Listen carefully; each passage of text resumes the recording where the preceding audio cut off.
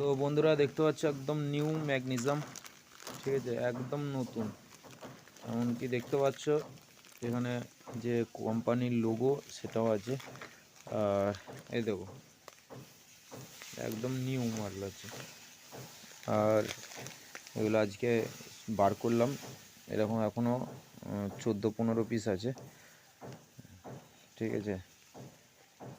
তো যদি কারোর কাজ করাবার ইচ্ছা হয় অবশ্যই যোগাযোগ করে নেবে, ঠিক আছে। চলো একবার খুলি, সিলটা খুলে দেখাচ্ছি।